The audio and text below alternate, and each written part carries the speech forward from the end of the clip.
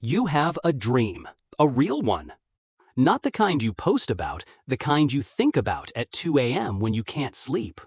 Maybe it's a business, a book, a body you've been meaning to build, or a career that actually means something.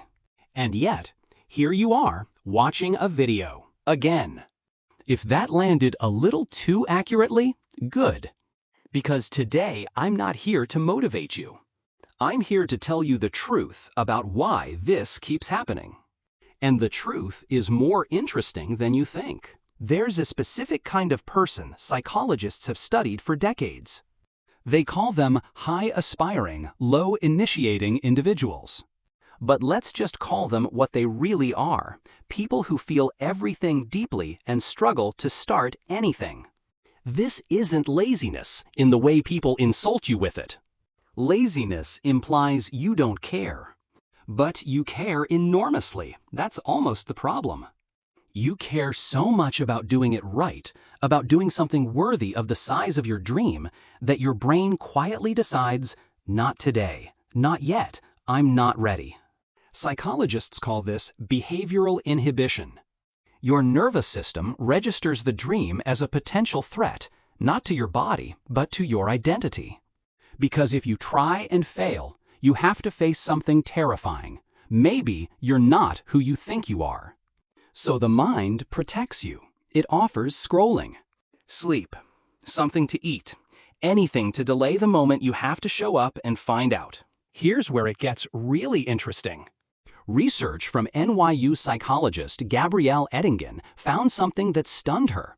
Positive fantasizing about your future actually reduces the likelihood that you'll achieve it. When you vividly imagine yourself already successful, the business running, the book published, the version of you that made it, your brain releases a small hit of dopamine. It gets a taste of the reward without doing the work. And so you stay in the loop, dream, feel good, rest, repeat. The fantasy becomes a substitute for the reality. This is why you can spend 3 hours planning a morning routine and never follow it once. The planning feels like progress. Your brain files it as progress. And then it's done. You're not broken. You're just accidentally tricking yourself. The people who get things done aren't more talented. They're just less hooked on the preview.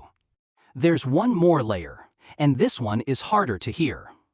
Some people stay stuck, not because they're afraid of failure, but because they're afraid of success.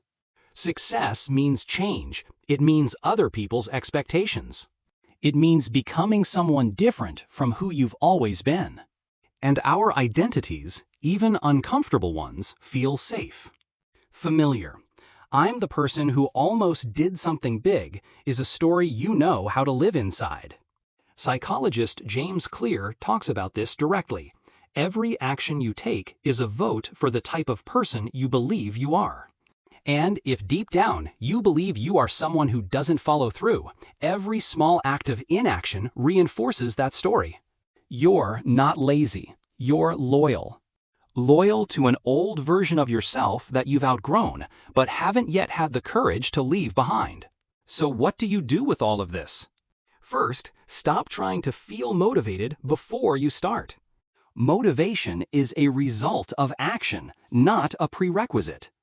Every neuroscientist studying behavior agrees you don't wait to feel ready. You start, and readiness follows. Even a bad start. Second, make the dream smaller before you make it bigger. Not smaller in vision, smaller in today's task. The goal isn't write a book, it's write one sentence. The goal isn't start a business, it's send one email. Your brain can't be scared of one sentence. Third, and this is the one most people skip, stop treating your dream like something that exists in the future. The future version of you who succeeded didn't wait until tomorrow. They started on a day exactly like today. Probably feeling exactly like you feel right now.